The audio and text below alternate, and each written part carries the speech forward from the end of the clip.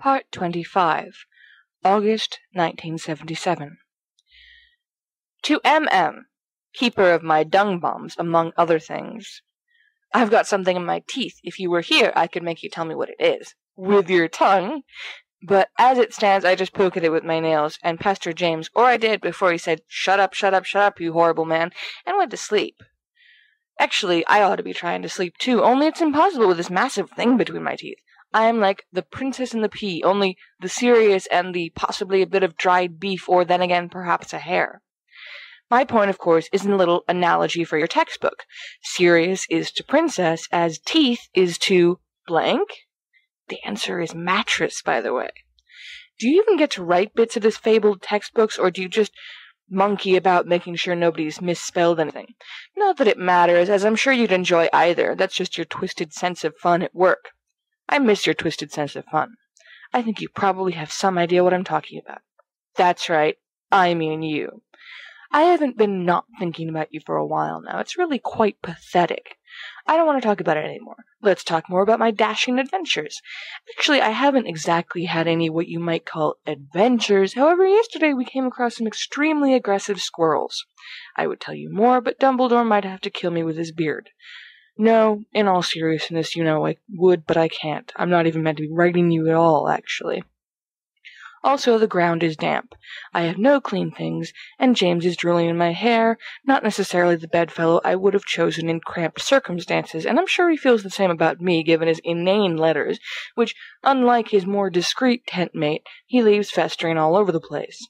I miss your splendiferous scent, which is like beautiful honeyed azaleas blooming in a field of cinnamon buns, etc., etc. Oh, forget it. I hate writing this stupid nonsense to you when honestly I just want you to be around. I'm too tired even to amuse you. Soon you'll have to throw me off for a Pruitt brother. By the way, if you throw me off for someone and it isn't a Pruitt brother, I will punch you in the nose, which is a difficult target to miss. If it is a Pruitt brother, I will not only understand but endeavor to follow your excellent example. Azaleas is to prongs as soap and old books is to... Padfoot. To Sirius Black, thankfully not cinnamon or splendiferously scented. I figure it's only fair, considering how I demand constant and illegal updates on your glamorous lifestyle, writing by candlelight with foodstuffs hanging on a string from your teeth, that I in turn educate you in the fascinating details of the editorial process. I have been charged with the proper care of commas, and, should I be feeling particularly daring, I am also given full control of my clandestine lover, the semicolon. But that appears only to happen Fridays, when everyone gets a little drunk on the weekend and on power, laughing hysterically and flinging punctuation about every which way. By which I mean to say, my life is spectacularly boring without you in it to play a starring role. Though by this point I'm assuming you've already read the first paragraph to your esteemed travelling companion and have both promptly fallen asleep. Allow me to remedy the situation and tell you a little something I've learned about the delicate internal system of the magically enhanced aardvark. Haha, just kidding. Of course. The way I consider the copy editor position, or grand high yet still somehow subordinate manager of footlids, as you so cleverly renamed it, is as follows. And please, if you mock this, you shall burst the bubble of my zen, and I shall end my life curled in a fetal death ball, tragically zenless. There are, by my count, approximately 1,000 magnificently boring jobs in this world, both magical and muggle, without the completion of which there would be, in fact, no magically enhanced aardvark or properly placed commas. No one will go mad with despair over this, but I like to believe that they would notice. One morning your layperson number 1 should arrive at the breakfast table and say to his or her spouse, layperson number 2, "You know, I wonder, are there magically enhanced aardvarks frolicking about or no?"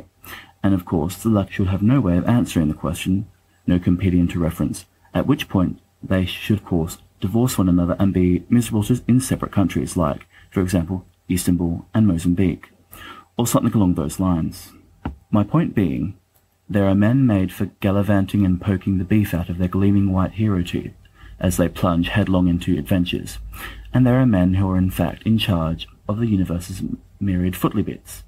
And no, I did not mean that in a naughty way. You may now stop your lewd chuckle. It is not so attractive as you think. In any case, both types of men are equally important in their own ways, are they not? And I am resigned at present to being the latter kind, or a footly bits man, if you will, footling his way towards an unsuing, grammatically pristine existence. It does, however, cheer the cockles of my heart, once again not meaning what you think it does, greatly to learn that the life of the hero is not all reckless charging and dangerous intrigue. For what other sort of intrigue is there, I ask you, but occasionally involves food stuck in our hero's teeth.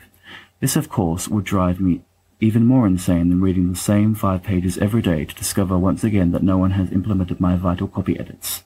Yes, I am satisfied that I have chosen the proper field, though I have been known to gallivant, in my way, with the best of them.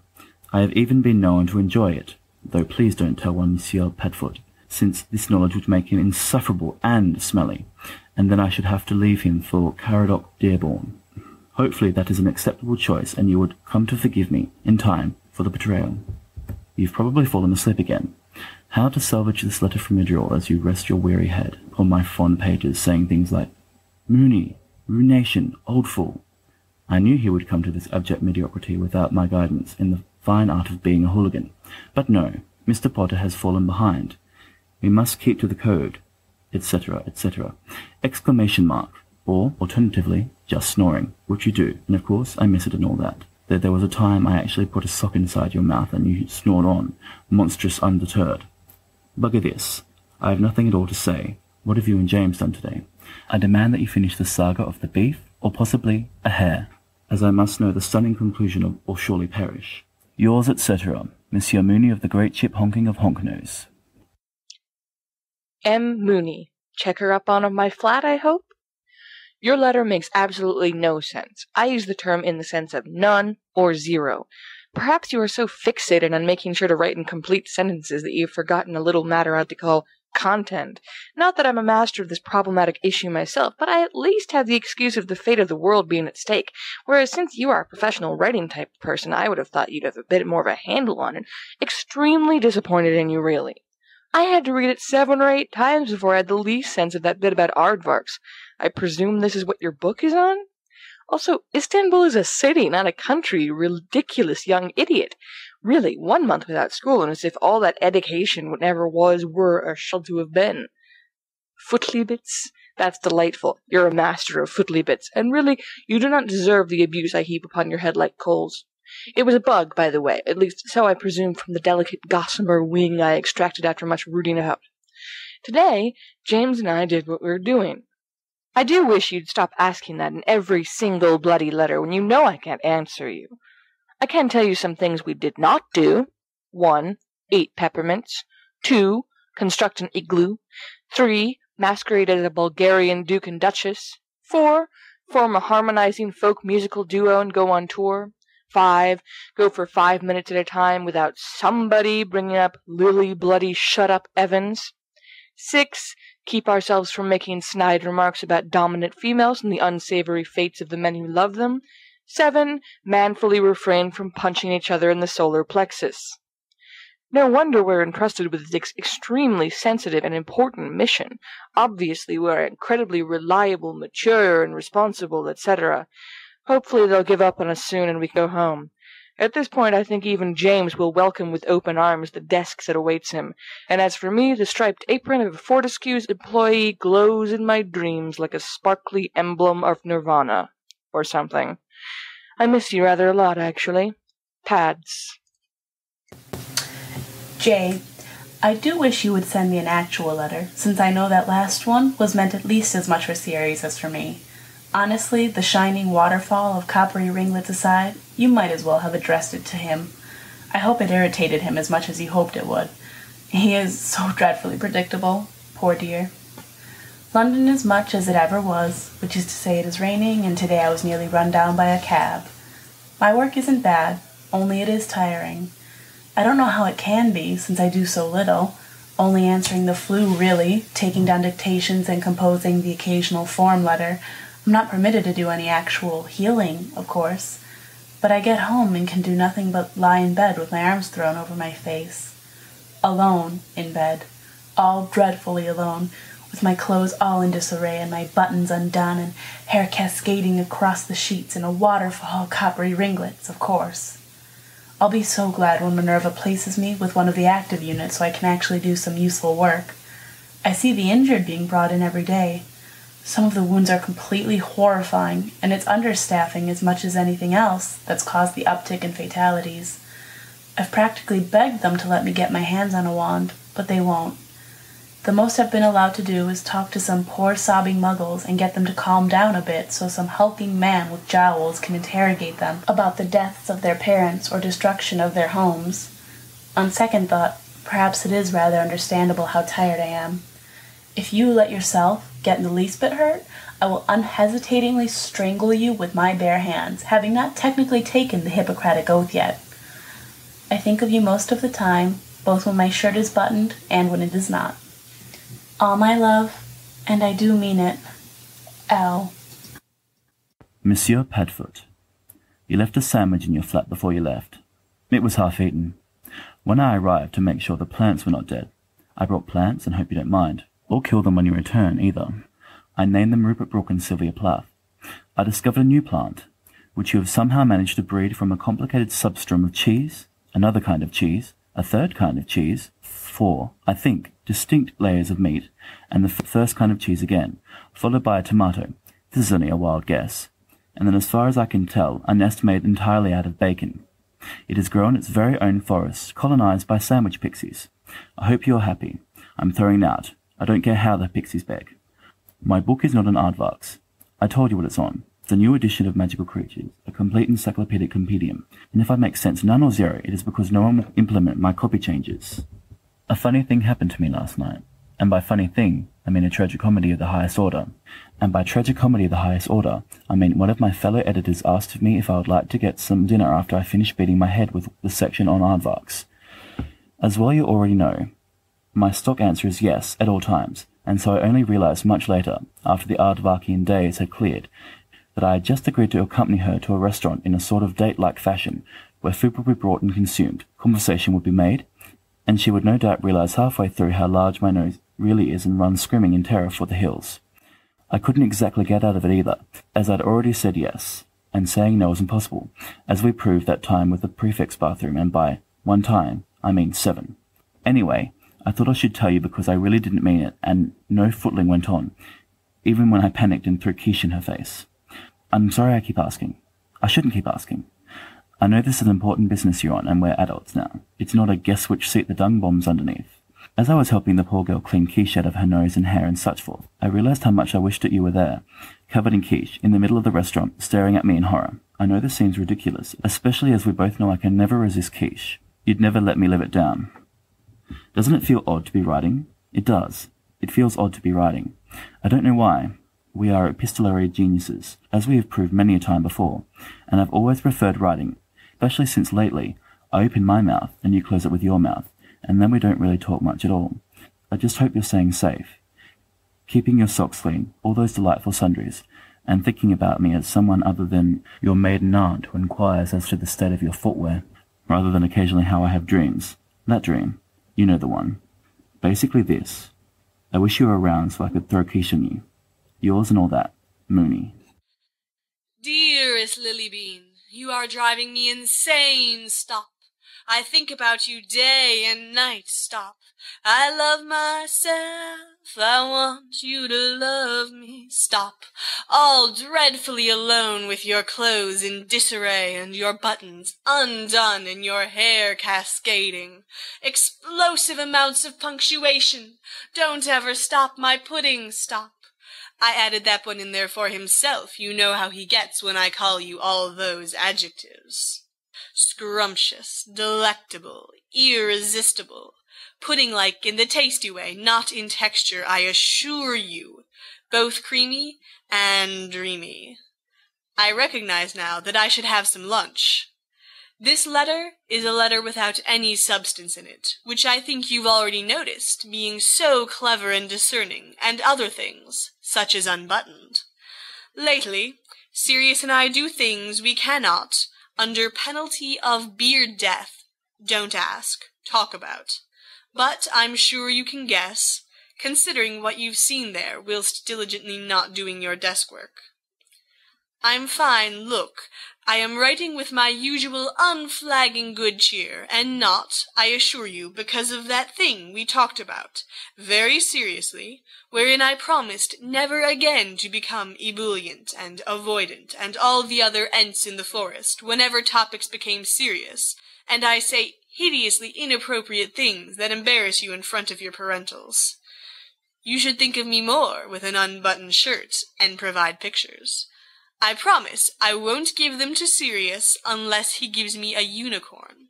But then I will give the unicorn to you, my darling, and you'll forgive me in time. No one can resist a unicorn. It is a horse with a big white horn. How about that, eh? Lily, I love you. Full stop. J. Mooney, you don't get a monsieur. I'm too grateful to make you French. Thank you for saying how this is weird.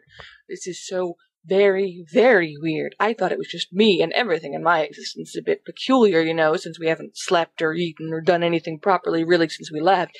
And I thought, don't be ridiculous, Sirius. You are only a bit lightheaded and delirious. This is all perfectly normal because it's Mooney. And how many times have you written fatuous letters to Mooney? Dozens? Hundreds? Thousands? But it was weird all the same. And then I thought, well, perhaps we've forgotten how to actually talk to each other, as you say, because of all the, well, you know, that happens whenever we try, which was perfectly terrifying because you know that talking to you, or talking at you, I suppose, is one of my favorite things in the world, second only to daydreaming of Minerva McGonagall, and to sand. So anyway, it's an awful relief to hear that I am not the only one who is rather unnerved. I suppose we will get over it? Or, if we don't, we'll just have to go home as quickly as possible so I can do things to your mouth that aren't talking. Yes. Does it ever strike you that we are in an extremely odd situation? Not that I don't like it, because I do, as I think I've made pretty clear, but it is odd and not normal. I don't know if I want to tell everybody, I mean grabbing strangers by their collars and painting big words in the sky and that, or shut it in a corner and never tell anybody. That's not fair to tell you, but it's not really fair to not tell you, I guess. Oh, this is far too thoughtful a paragraph for me. Blame it on the sobering influence of the woods, if you like. I tell you one person who ought to know, though. This quiche-covered trollop of yours. What do you mean you couldn't say no? A 2-year-old say no, and does. Do you mean that all this slobbery nonsense of the past few months is merely a result of the fact that you have no standards? I feel so betrayed. You could have even said, I am ill, or I am busy, or I don't know any trousers. Anything would do. I absolutely cannot believe you. Did she try to kiss you? Did you let her? I bet you did. She was all quiche-y, and you cannot resist quiche. You are abominable, and should be chaperoned at all times. You know what, though? It isn't even that I mind. I think you ought to go spill things on people as much as possible, if only to eliminate the pool of those who like you, so you will come to need me more. But I do wish I could have seen it and taken pictures. Evidently, I should be an herbologist. Have you tested my sandwich for medicinal properties? Here's something I can tell you. We are meant to be looking for something, so we've been doing a lot of anti-cloaking work, finding traces of hidden spells and similar. And the other day, James's, not my, revelation ritual went awry and left us both transparent. We couldn't fix it for half a day, so we were hopping about, panicking, our viscera jiggling about in the open for anyone to goggle at. I can still see my kidneys dimly through my abdomen. If that doesn't get you all steamy, I don't know what will. You know what I miss? My motorbike. Have you checked on my motorbike? I know Kingsley's a very dependable young man, but I worry all the time. Poor thing, all alone and trembly in the dark without me. Please just go and stroke it until it's loved. You can be bereft together, the two of you. You can throw quiche on me any time. Together in a great strangeness, Pads. Jay, you raving lunatic. I hate it when I really, really want to kiss you and you're not here. Don't ever stop being ebullient. Please don't. In fact, I insist upon your continued ebullience under all reasonable circumstances. I've been to see Remus a few times. I didn't know how much I could tell him, but I thought he'd want to know you were all right, so I've tried to obliquely communicate my access to private sources. You know how he is, though, the very definition of a stiff upper lip. I say things like, don't worry about them, and he says, oh, or no, of course, and gives me that wobbly smile of his. He's not eating properly, though. I spoke to Peter several times as well, but I don't think he's comfortable with me when you're not about to protect him. Something about me suggests dirty intentions, I suppose. I've actually got to run. I'm so sorry this is such an inadequate letter, but I include 2 pictures with the caveat that if we ever have a child, you're required to burn them for reasons that should be obvious unless we want the poor thing to grow up with a complex. Before you ask, I took them myself, and a painstaking operation it was too, but Remus refused to get involved. I feel sort of deliciously war-bridey. Without the bride, I mean. Dear, that didn't come out right. War mistress. I'm not trying to express any discontent with the situation. The mistress situation, I mean. Of course I'm discontented with the war one. Bother. Well, you probably know what I mean, as usual. I love you, in defiance of common sense. Come back as soon as you can, please. Al. Padfoot. Case of the Wild. I'm not really sure how to reply to your letter, since it runs all over the place like the pixies. And shall I mention hideous diseases? From your sandwich rainforest. I took a picture, by the way, as knowing you, it would make you so very depressed not to be able to see the fruits of your looms, your poisonous children, as it were. I have named all the pixies, as well as all the diseases, only I believe I got them mixed up, seeing as there is a pixie who answers to salmonella, and an airborne virus who hops to whenever I say the name Bob. Her name was Amelia. She seemed very nice, even covered in quiche. Despite all the pastry upon her person, she still endeavoured to kiss me, and I tell you this because apparently I have decided to make you wildly jealous, yet remain incapable of hiding my motives from you. It seems too cruel. And as her face bore down upon mine, I let out a strangled cry of, "Tulips!" "What?" Amelia inquired, having been thoroughly distracted by my deranged outburst. So you see, my plan was successful after all. "Oxford!" I added. "Monkey wrench! Aardvark! Check, please!" Then I promptly paid for my quiche, as well as for hers, being a gentleman and a quiche destroyer both, and fled the scene. I'm very glad we have never gone on a date together, which is a funny detail that I hadn't crossed my mind until now. Except, of course, that is a terrible lie. In any case, I thought you should know all the sordid details of my ignominy in order to judge me and despise me at will. Amelia has since refused to work with me on aardvarks, which means I continue to struggle on with my footly bits all alone. That sentence came out differently than I imagined it would. Please don't share it with Prongs, though of course I know you will not, considering all the implications. As to your other thing, well, I don't know, Sirius. I don't. Does it really need to be flung about all over the place? Skywriting, clowns, cakes, announcements, parties? Do you grab strangers and told them about you and Mooney and Footly Bits and the Sandwich Rainforest? You would be committed to an asylum, to Azkaban perhaps, for being a danger to society, and then there should be no Footly Bits at all in your future. I would naturally throw quiche on Caradoc Dearborn in my desperation and loneliness. Only now and then, don't you think, don't you wonder, that if it didn't matter, skywriting or no skywriting, that would be very nice. That made no sense at all. I'm an editor, not a writer. This is very blatantly why. Forget it all. It's not important. I hope you're safe and no longer see-through, and that I shall be able to see through you soon. Just remember we don't have to, you know. We don't have to tell anyone, anything. When in conversation would it come up? That's what I want to know. It would be like when James and Lily first came together with all the fireworks, and the rejoicing in the streets, and the improperly quoted Byron, and the never being apart, even when they went to the toilets. It would be like the horrible time of which we do not speak, except with bowed heads and signs against the devil. That time when you'd say, "Good morning, James," and James would say, "Do you know who else uses the word good? My girlfriend!" Or you would come to dinner and say, "Is that a new jumper, James?" And James would say, "Do you know who else wears the occasional jumper? My girlfriend!" And so on and so forth, including, I believe, the sentence, "Do you know who else has hands? My girlfriend!" At which point I think I threw a book at his head. The poor book. I'll never be so cruel to literature again. Anyway, I know it's hard, and you've never kept secrets from James before, but it's just us, that's all.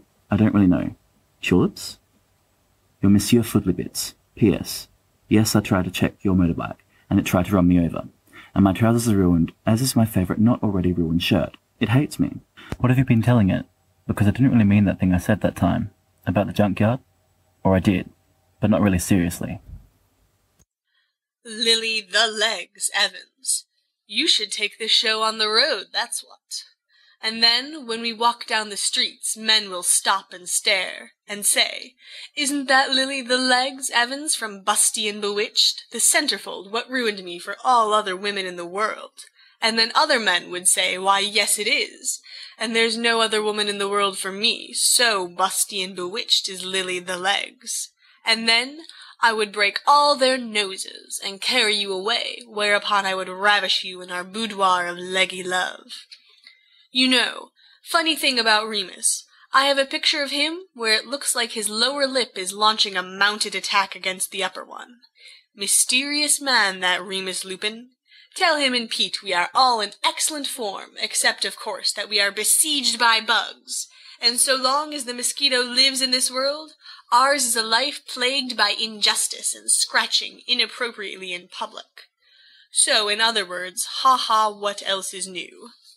Lily, speaking of pictures, these pictures will never be burnt. You are the loveliest female-shaped person on the planet, and in the future, when you have borne children and you complain of all the imperfections, which I, of course, will be completely blind to, I shall take out these photographs and hand them to you with a flourish, and then we shall have more incredible sex. Old person sex, but sex nonetheless. It'll be a good day then, you'll see. And do I know how to sweet-talk a woman or what? I turned myself transparent the other day. I asked Sirius if he could see your name written upon the ventricles of my heart, and he hit me with a large piece of firewood. Then he spent the rest of the day, as we slowly regained our opaque hood, with an oven mitt in front of his chest, though where he got that oven mitt, I have no idea. Love is the defiance of common sense, commonly, and etc. Feelings mutual. Legs, rar, have I mentioned? Yours, daily and nightly, and ever so rightly, James Potter. Pumpkin stuffing. James and I are in a competition to see who can come up with the most nauseating nickname, only he doesn't know it, or, at least for him, it's a competition of one. Children? Good God, Mooney, you know I'm very young and irresponsible to be suddenly saddled with offspring, not to mention delinquent blue offspring, and right after you tell me that some editor is competing with me for your affections. The strain is considerable. A lesser man would cry aloud. You know also they might not be poisonous. Perhaps the viruses are benign, and the pixies are friendly little shoemaking creatures who only wish to lead you to their pots of fairy gold. You seem positively determined to see the worst in me.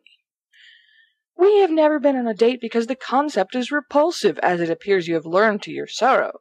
However, if you wish to be spirited off to some romantic countryside retreat where a man with a creative mustache plays you Italian love songs upon a violin, I exist merely to serve your whims and fancies. Ah, my darling Footly, I will say to you as we row about in our quaint little wooden boat through a pond abloom with floating lily pads. You are like a red, red rose that walks in beauty like the night of a summer's day, but more temperate, or something equally romantic. Lily pads. This word suddenly suggests disturbing, yet not altogether unpleasant ideas. Pleasant because of how miserable it would make you-know-who, not because of any aspiration on my part. My affection could never be swayed by a mere woman. Unlike some people. Is that what you want from me? I know. About the thing. Of course, I wish it didn't matter, and it's one of those things where if you convince yourself it doesn't matter and act like it doesn't matter, the rest of the universe will play along for fear of embarrassing itself. Only I can't do that, because it does matter, of course. I mean that the thing matters, the you and me thing, not that whether we talk about it matters, you know. I only get less and less helpful the more I bring it up. I never will again. You should know that I cried with laughter at your reaction to poor Quiche Tart's attempts to molest you. As a previous offender myself, I take some delight in seeing my fellows fail. I note that you did not yell, "Blueberry, Piglet, check please," when I called you rocks on the platform that time. The only problem here, of course, is that she is sure to find you even more irresistible in your strangeness than she did before, only now she thinks you don't like her, which only fuels the fire. I ought to know. I expect we'll be sent home in disgrace a few days after you receive this, having been entirely unsuccessful in everything we ever set out to do. My hair is too long. I have actually had to resort to yanking it back in an extremely womanly fashion and securing it with a piece of vine to keep it out of my sweat and eyeballs. It's disgusting. Or perhaps very manly in the model of the last Mohicans? Unlikely. Soon, soon, soon. Don't go anywhere. Pads. Part 25b. August 1977. It's not that Sirius minds the outdoors. Sirius actually quite enjoys the outdoors. He likes the smell of decaying woody things, the bright clarity of the air, the echo of small animal sounds and leaves shifting, and it's all very pleasant under normal circumstances. But the circumstances aren't normal, and today the woods are making him antsy. "I don't like it," he says again. He has said, "I don't like it," at least 7,000 times since this morning, but he can't seem to stop himself. The forest here is odd. The echoes are strange, like they're bouncing off a boundary that isn't there. He doesn't like it. James should know. "I know," says James. "I'm right about this," Sirius says. "Don't you think I'm right about this?"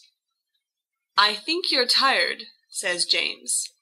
"In fact, I know you're tired, because you were flopping all over the tent like an eel for most of the night. I think you're half delirious, and I think I want to slap you.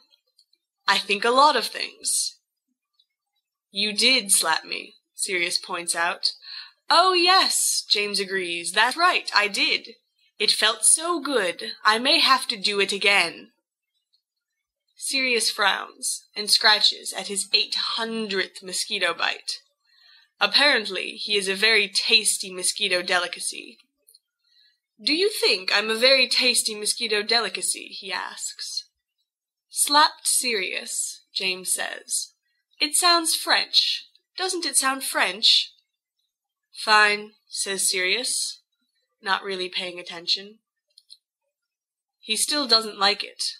Whatever it is, floating and mysterious, coming hither and thither unbidden, suspiciously like the common mosquito, and making Sirius even more edgy than usual. Of course, it's possible it's only the mosquito bites that are bothering him, the occasional warning drone in his ear. Who wouldn't be hopping up and down when one is half naked in the forest, like a giant buffet table for the bugs? The mosquitoes have probably set up signs all throughout the forest, neon signs that read, "Sirius Black, extra raw and juicy for your enjoyment." That isn't it. "I have an excellent sense of dangerous," Sirius hisses. "Fine-tuned antenna for it, if you will. I have Filch to thank for it. Plus, I smell something. I smell something not right." "That was our breakfast," James says sadly. "This should be a lesson to us, never to eat anything you find under a—" Sirius tackles him.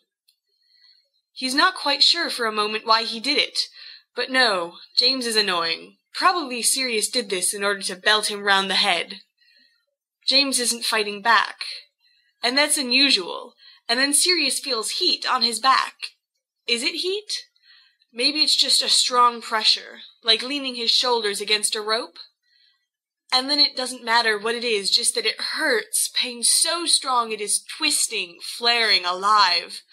Bright streaks slam across his vision. He makes a noise. James, under his body, says, "Fucking! Fuck!" His hands are on Sirius's shoulders, trying to push him off. Sirius wills himself heavier, just to be annoying. God, his back hurts. His back really fucking hurts. Sirius hates himself. He should be working through the pain, like any competent person. Is he delirious or something? When was the last time they ate? He gets low blood sugar. This is Remus's theory on why he spends so much his time not making sense or falling asleep. Remus has a crooked sort of mouth.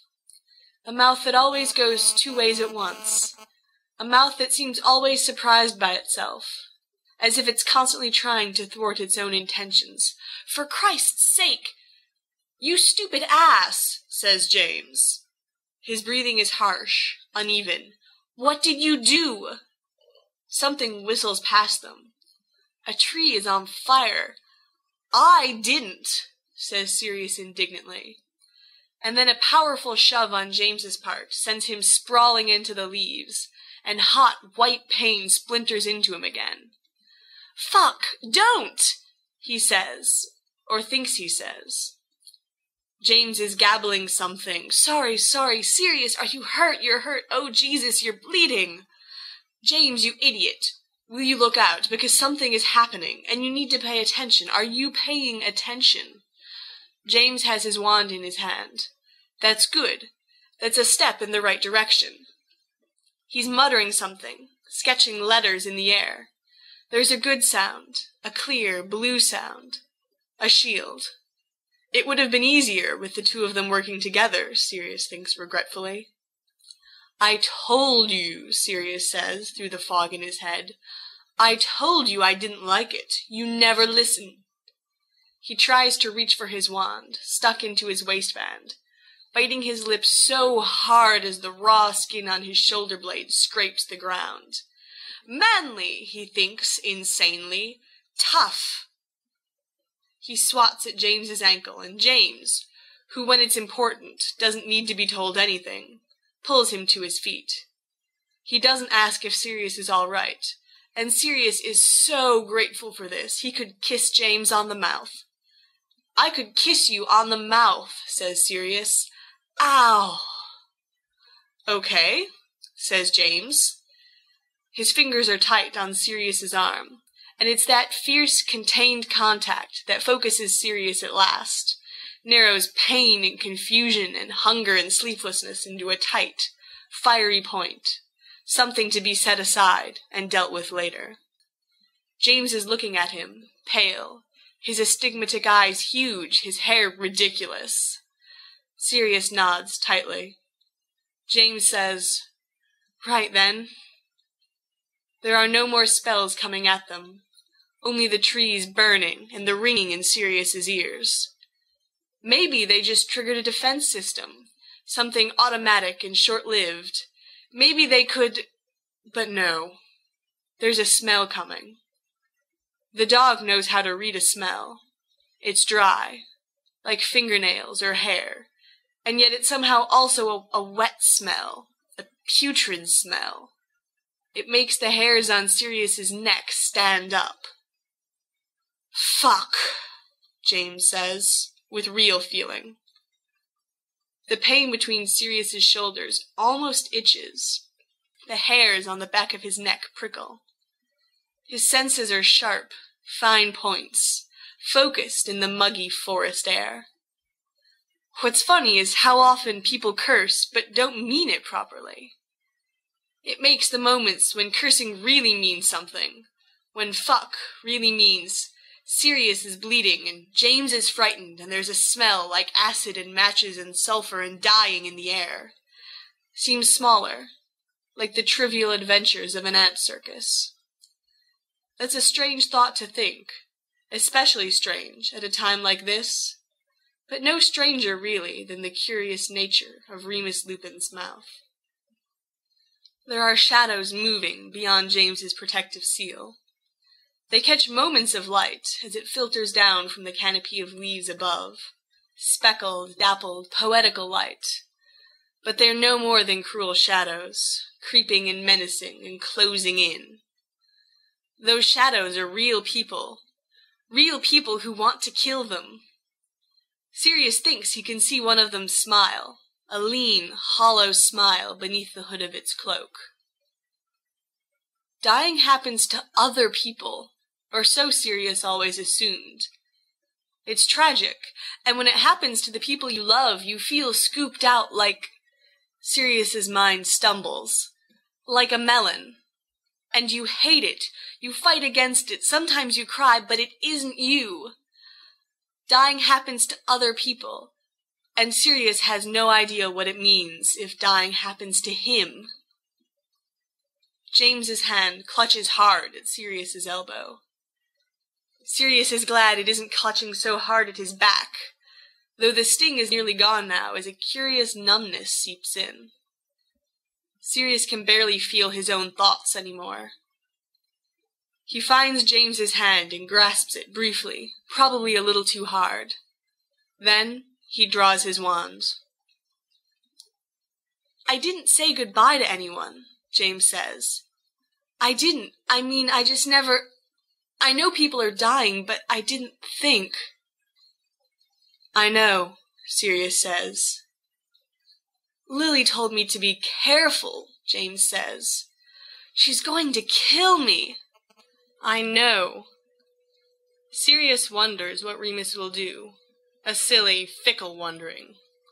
Will Remus sit down, or will he stand up, or will he even cry? Sirius has never actually seen Remus cry.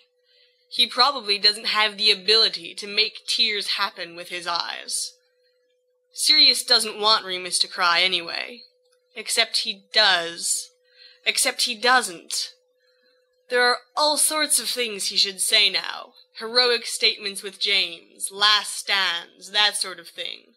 Words men and women will teach to their children and say, "That, my sons and daughters, that was the last thing Sirius Black and James Potter ever spoke before they died, and became heroes of the people before we built these 77 statues to them, and in their honor, the poses they struck, their chiseled chins." But the thought isn't funny, because they haven't even had time to do anything heroic yet. Sirius feels cold. "Right," James says, stepping forward. James Potter, Sirius Black's best friend in the world, is the bravest person in the universe, and it's horrible. "Are you ready? We'll throw down the barrier, and then we'll have to distract them, just to get the warning out to Dumbledore." "Right," Sirius echoes. On 3. 1, James says. 2. "Get down!" The voice tears through to them, booming and surreal, slicing into the dirty, hot stench in the air. The shadows whip around to face it, and so does James, and Sirius grabs him. They hit the ground. Light everywhere. Sirius's back hurts again. He can barely see for how much it hurts. Someone grabs his wrist and pulls him up, pulls James up. "Get out of here!" Caradoc Dearborn hisses. They're face to face, and Sirius can see the whites of his eyes, his singed eyelashes. There are other people behind him, moving fast. Sirius doesn't recognize him, though maybe he would if they would just stop moving. If everyone could just stand still for 10 seconds, please. "Don't apparate. Run as fast as you can. Due west. Go." "We can do something," James protests breathlessly. "We can. You need us." "This isn't the time," Caradoc says. Something in his eyes makes Sirius want to throw up. Sirius grabs James by the arm and runs. James is yelling something. Sirius can't hear it. Blood in his ears and hurting and rage deafening him. "The other way!" James yells, twisting out of his grasp and seizing his shoulders. "West! Other west!" "Oh," says Sirius, "right." And they wheel around.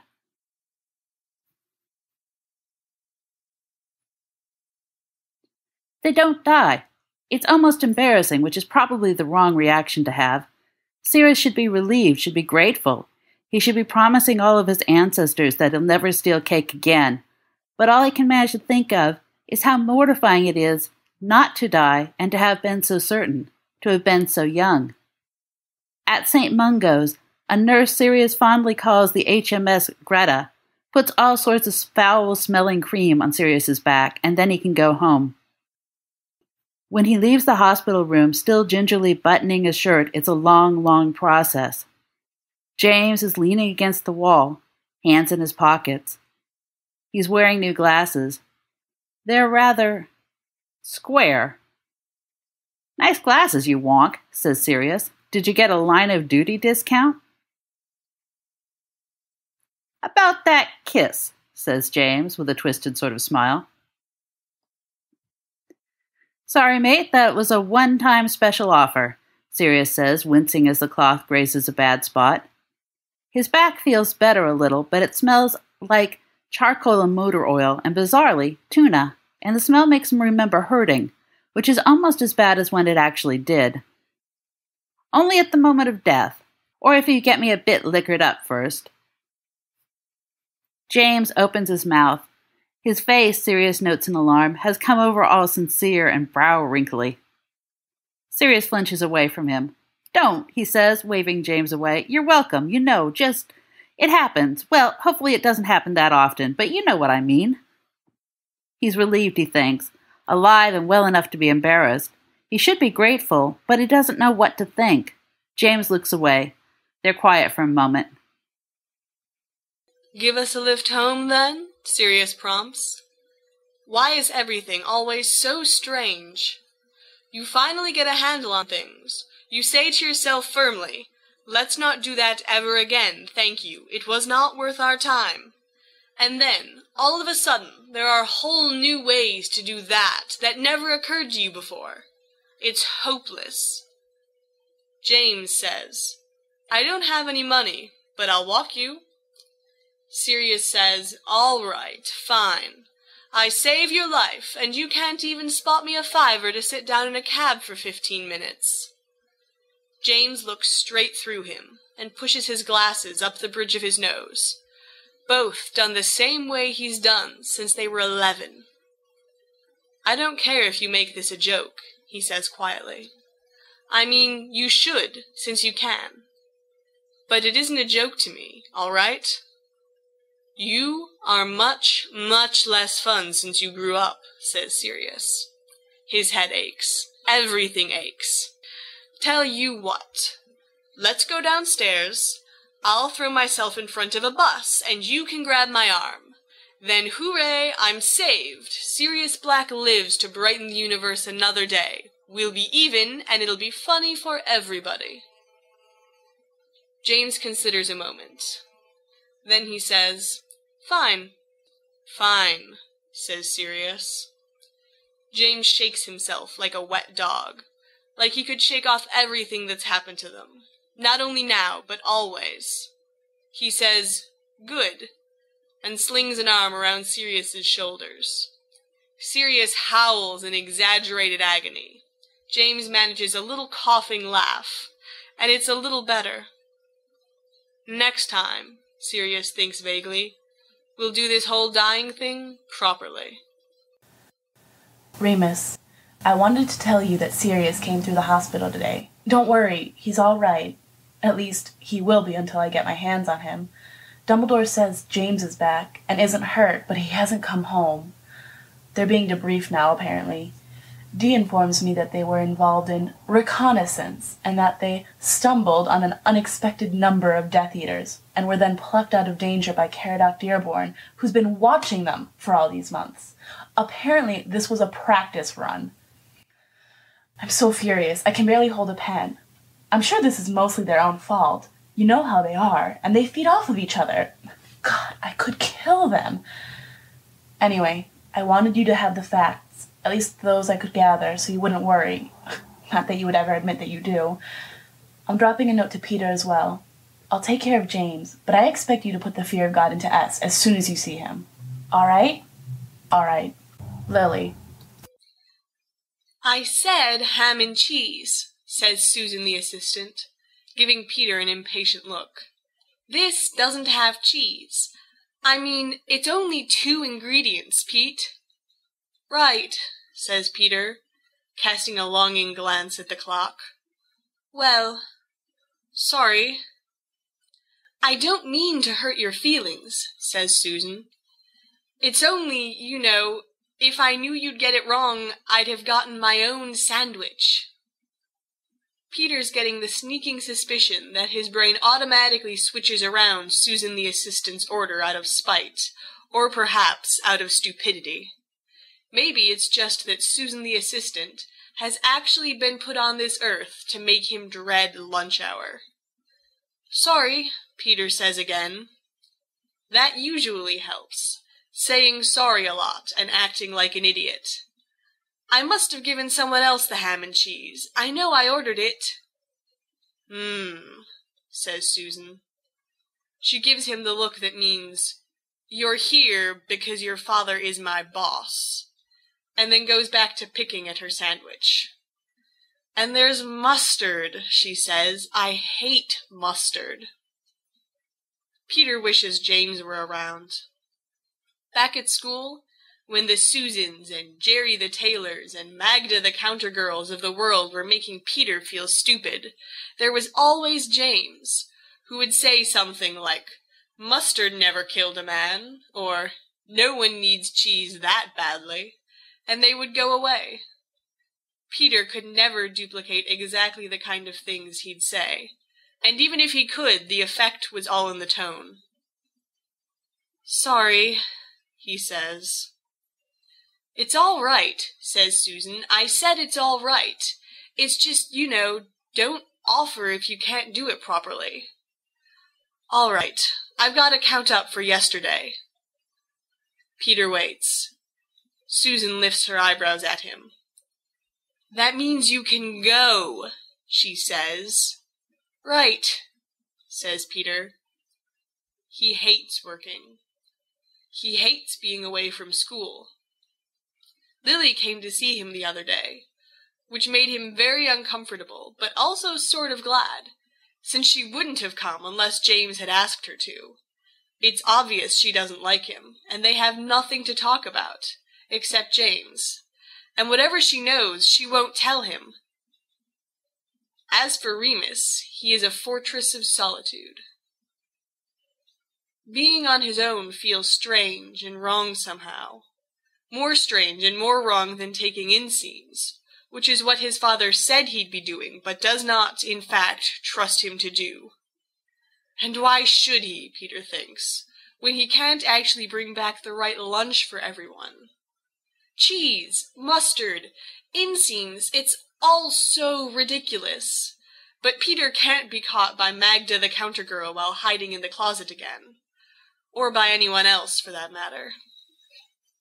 Peter hates being alone.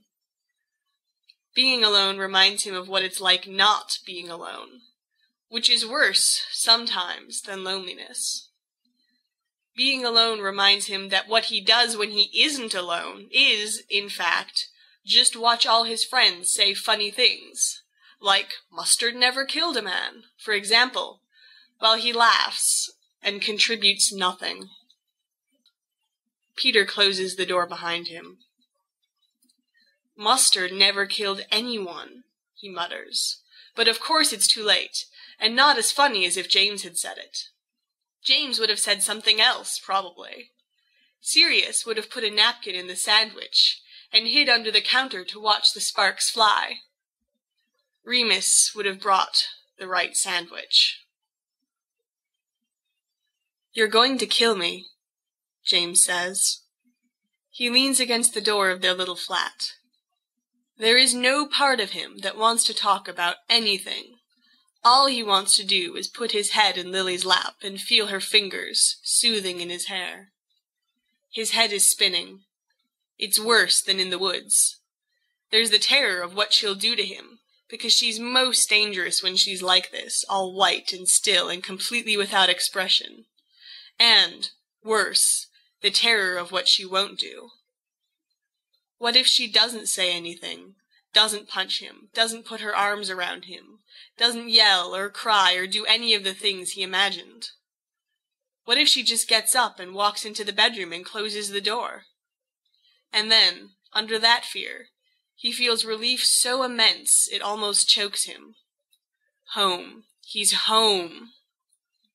It's strange to think of this crowded little place, which smells so strongly of nothing except paint, as anything so important.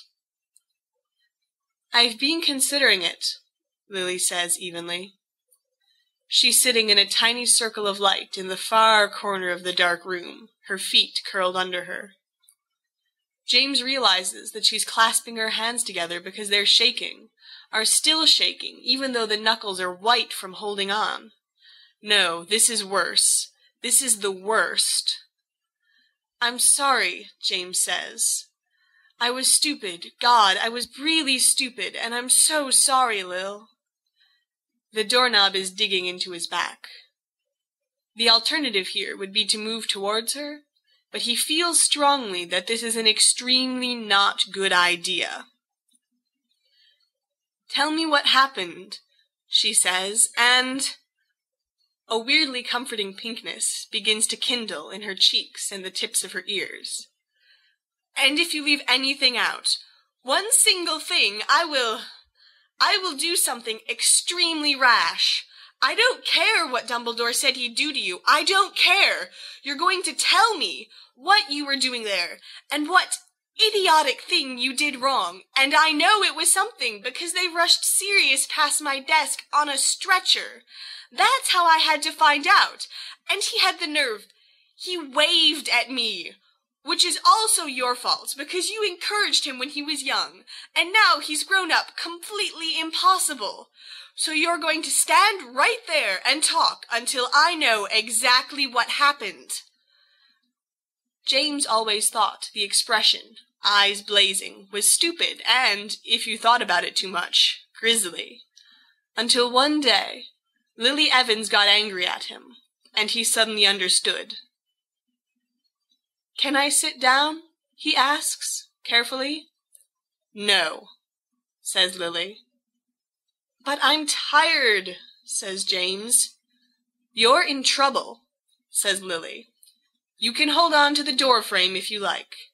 Now talk." The fact that Lily is in love with him, the fact that she is so completely magnificent, and is sitting in front of him with her legs folded, white and shaking and furious because James might have gotten hurt, is amazing. He is even more glad than usual not to be dead. "We were meant to be looking for a camp," he says, pushing hair out of his eyes. "We'd traced a lot of the recent attacks back to this one area. A lot of energy moving around, a lot of presences, you know. That's what Sirius does. He has that affinity, sort of. You've seen it. He can tell what kind of magic something is, and where it's been, and where it's coming from. It's partly his blood, and partly the dog thing, I think." "Dog thing?" says Lily. "Shit! You know, he's like a dog," gabbles James, stomach dropping to somewhere around his toes. "Because he's, you know, loyal and sniffs things, and sometimes he tries to urinate on hydrants, or put his face between your... I mean, not like that, but anyway, he's like a dog. That's not the point. We were trying to track it, and... Then why did they need you?" Lily's face is hard and set again. "Why not just send Sirius?" James gapes at her. "Alone?" Lily doesn't say anything. "Tell me what happened," she says, and a weirdly comforting pinkness begins to kindle in her cheeks and the tips of her ears. "And if you leave anything out, one single thing, I will do something extremely rash. I don't care what Dumbledore said he'd do to you. I don't care. You're going to tell me what you were doing there, and what idiotic thing you did wrong. And I know it was something, because they rushed Sirius past my desk on a stretcher. That's how I had to find out. And he had the nerve. He waved at me.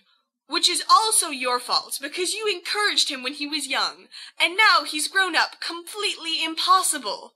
So you're going to stand right there and talk until I know exactly what happened." James always thought the expression, eyes blazing, was stupid and, if you thought about it too much, grisly. Until one day, Lily Evans got angry at him, and he suddenly understood. "Can I sit down?" he asks, carefully. "No," says Lily. "But I'm tired," says James. "You're in trouble," says Lily. "You can hold on to the door frame if you like. Now talk." The fact that Lily is in love with him, the fact that she is so completely magnificent, and is sitting in front of him with her legs folded, white and shaking and furious because James might have gotten hurt, is amazing. He is even more glad than usual not to be dead. We were meant to be looking for a camp, he says, pushing hair out of his eyes. We'd traced a lot of the recent attacks back to this one area. A lot of energy moving around, a lot of presences, you know. That's what Sirius does. He has that affinity, sort of. You've seen it. He can tell what kind of magic something is, and where it's been, and where it's coming from. It's partly his blood, and partly the dog thing, I think.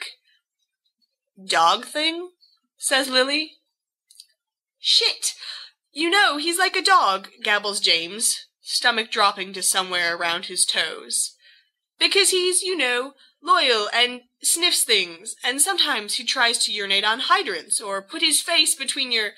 I mean, not like that, but anyway, he's like a dog. That's not the point. We were trying to track it, and... Then why did they need you? Lily's face is hard and set again. Why not just send Sirius? James gapes at her. Alone? Lily doesn't say anything.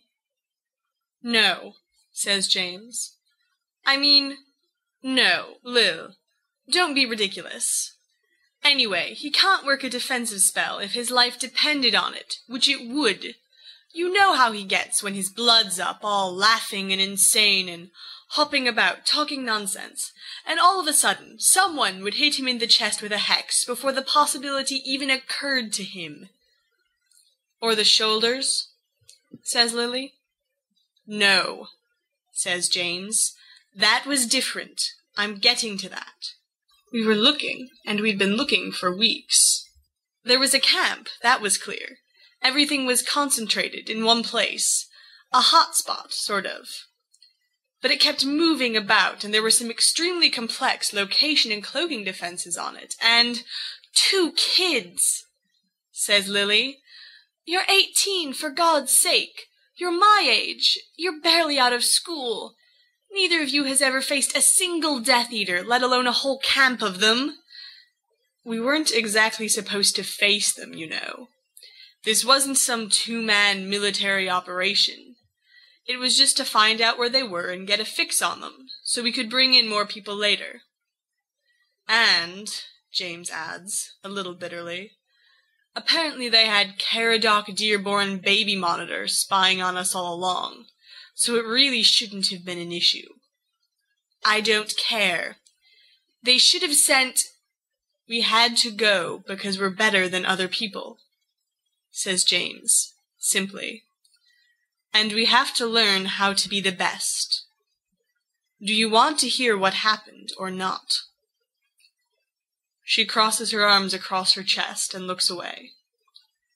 Well, we did, says James. I mean, we found them. Well, we didn't know we had. We were just walking. Sirius found them, I think. He just didn't know. He kept saying he was hearing things funny, that something was wrong. But I thought...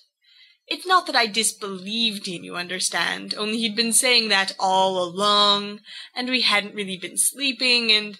Anyway, it doesn't matter. I'm angry, Lily says. I'm so angry. At me? James demands. Because it's not as if I could have said, why, yes, sir, please, take my best friend in the whole world, who's no good at all with defensive spells, by the way, into immediate danger without me, while I just stay at home, sipping tea and buffing my nails and staying safe and keeping up on the Quidditch scores. Yes, Lily snaps. At you, of course I'm angry at you. And at Dumbledore, for thinking it's all right to ask either of you. And at Sirius. Oh, at Sirius, she continues, jaw tightening. At Sirius, for being no good at defensive spells and not getting better. It was just supposed to be a reconnaissance kind of thing, James says, angry and weary at once. He doesn't want to fight or yell or do anything that reminds him of where he was, of what almost happened. He wants his parents. He wants someone to tell him it's all right, and he can go to sleep without dreaming about it, that it wasn't real, some fiction of the forest. He wants Lily to stop shouting, to stop reminding him of how real it was. So that people who really know what they're doing wouldn't have to be wasted on the unimportant things. Lily, I wanted to go. But you were attacked, Lily says. Her mouth trembles. Sirius pushed me out of the way, James says. That's how he got hurt. I'd go again. If he goes, I'll go again. Dumbledore needs us. You idiot, says Lily, viciously. You stupid. Lily, James attempts. Please, can't we just... No, Lily snaps. We can't just anything. I know I only have a stupid desk job, James, but I've seen what the Death Eaters can do. What they have done already to people. I don't want you brought in there like that. James, I love you. Do you have any idea what that means? Yes, James tells her. Actually, yes, I know exactly. You do not. Lily's voice tears off, sudden and awful to hear. It means that I'm terrified. I'm terrified all the time. And then, when they brought Sirius in, and you weren't there, what was I supposed to think? That I was making my report, James says, mouth dry. That I was telling Dumbledore what happened. That you were in 700 pieces somewhere. Gone. Forever. Lily stares at the ceiling, clenching her own forearm so tightly that James wants to take her hands before her nails reach bone. Sirius should have told you that I was all right, James says. Oh, I assumed, says Lily, what with all the waving and the idiot grinning, unless he'd lost his mind from the blast, which is also quite possible, isn't it?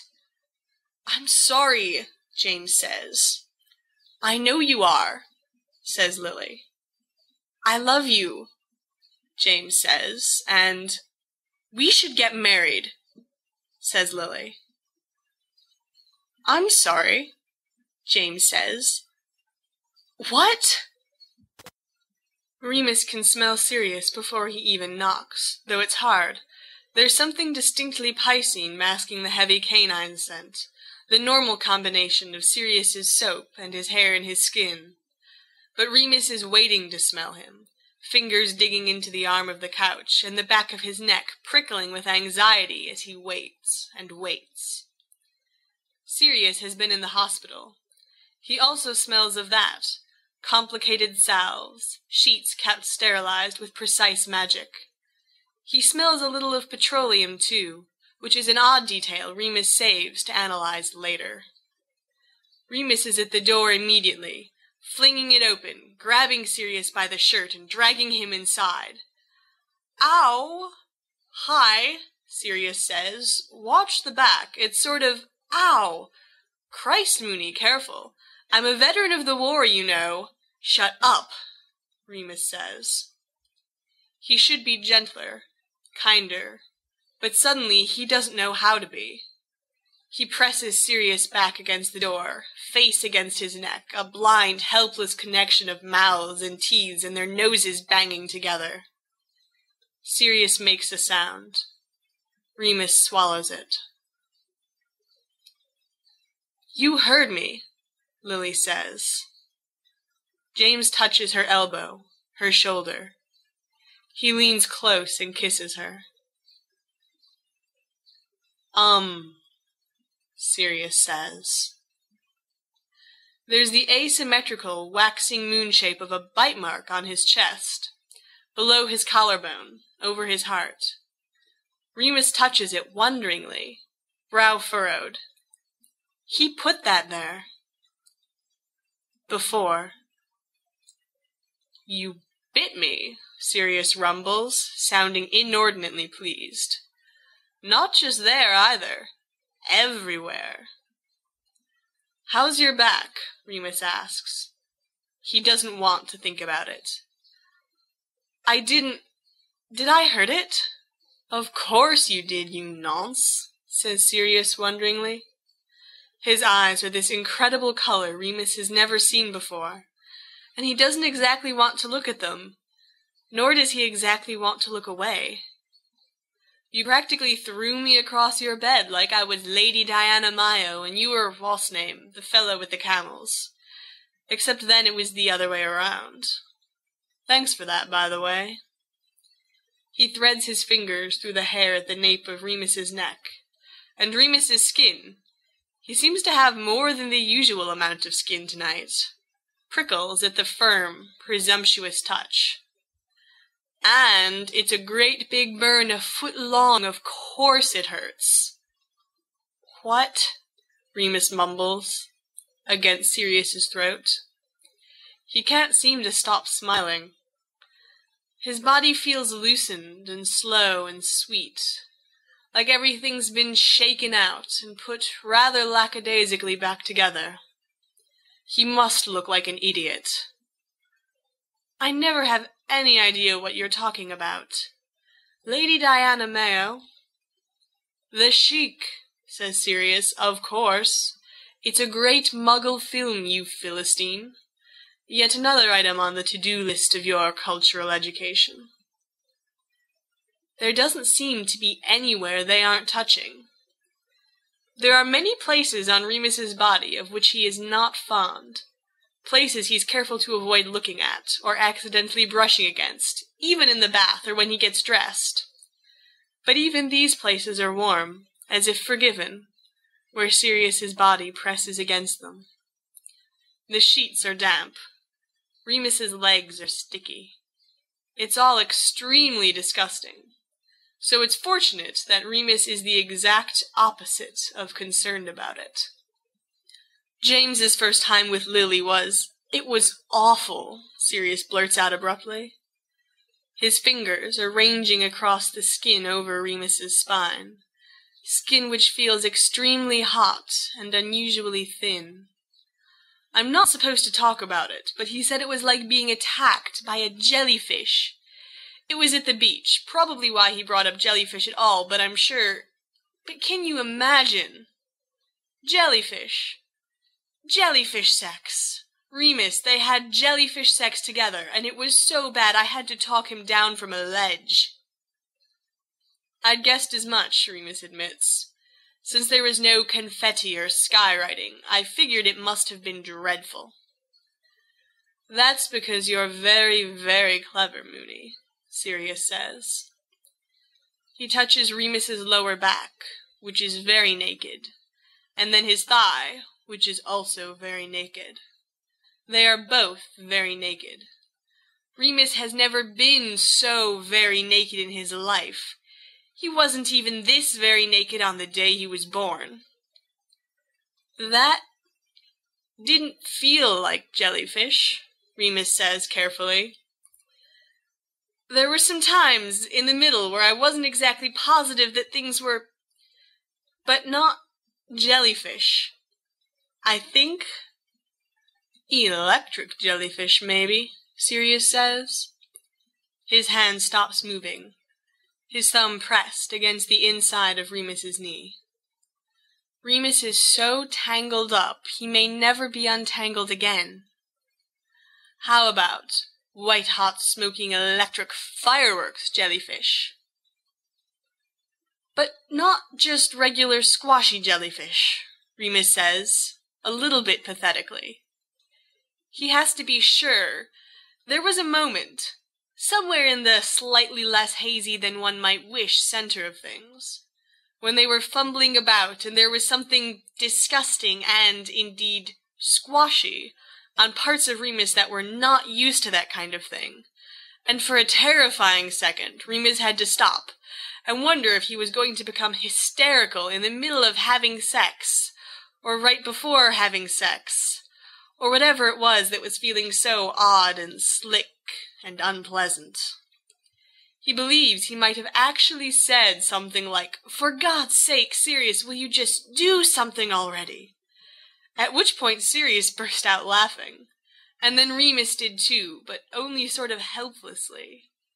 And then they were kissing, and not talking, and things were all right again. And then, somewhat to his own shock, it had been much better than all right. But still, there had been the laughing too, and it's hard to tell if this was a good thing or not. Sirius makes an impatient noise and shoves his face into the pillow for a moment. The bed is all shadows and sweat and hair and strange new smells. Remus lifts himself up onto one elbow, touches Sirius's jaw uncertainly.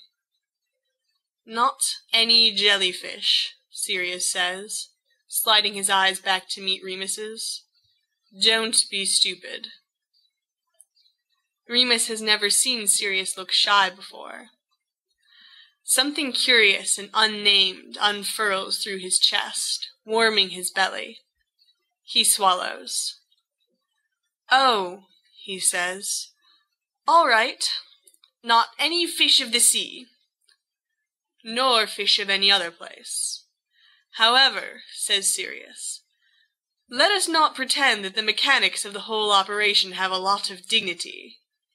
In fact, it is my opinion that this, the overall goodness of things in the world, of us, is beginner's luck of the worst kind. And where did you get the, you know?" His ears have gone pink, and his cheeks, too. Remus can see another bite mark, smaller and less red, on Sirius's throat. This is insane, Remus thinks. Sex is insane. It's the craziest, dumbest thing anyone's ever thought of, and God, he is unforgivably, unremittingly naked.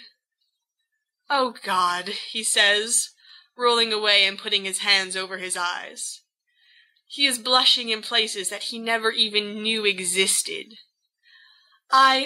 Look, Sirius, I know it might appear to the uninformed that I never think about these things at all, but that's just because, oh, hell, I know that I have a certain, uptight propriety," suggests Sirius innocently, taking Remus's wrist and nipping at his fingertips. Remus squints at him. "Hello, that's better. A certain tightly corseted good breeding, beneath which, I need hardly say, there strains and snarls, a fangy and bestial beast of, insatiable carnality, desperate to break loose, and apparently only my magic touch can set him free." "Not those, no," says Remus, sliding his fingers almost absently into Sirius's mouth. "I just happen to have something resembling a sense of decorum, all right? Which is more than I can say for most of the people I know. And I did the research because that's what I do when I'm confronted with a problem I don't understand. And I like to be prepared. Not that I thought we were going to... I didn't know. I had absolutely no idea. But what if we did and I had absolutely no idea? So, you know, I prepared. You can buy things in shops, you know. And it paid off pretty well for you, I might add, so no complaints," Sirius agrees cheerfully.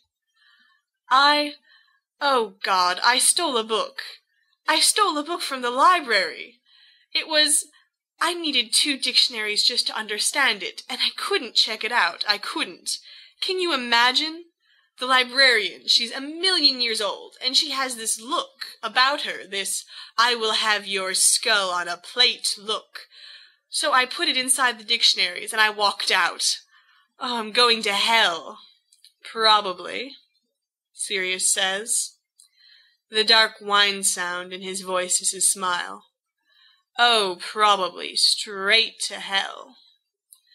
Then there are his hands again, his lazy, elegant fingers trailing over Remus's hip. His mouth curves over Remus's, both of them breathing hot and close. So this is what bodies are for, Remus thinks. It's such a ridiculous thing to think, because bodies are for all kinds of things, like eating, and building pyramids, and keeping your brain out of the mud. But no, all of those are things they can do. This is what they're for. For perhaps the first time in Remus Lupin's conscious life, he actually understands himself. Maybe he doesn't understand all the tangles and strange, dark movements and curled-in places. But in his bones and skin and shifting muscle, he feels a sudden, breathtaking sympathy that's never been there before. It has to do with the solid heat of Sirius's body against his, the intense clarity of Sirius's eyes, the primal flash of Sirius's teeth when he smiles the way he's smiling now. Sirius pushes up on his arms and kisses Remus again, thrillingly hard.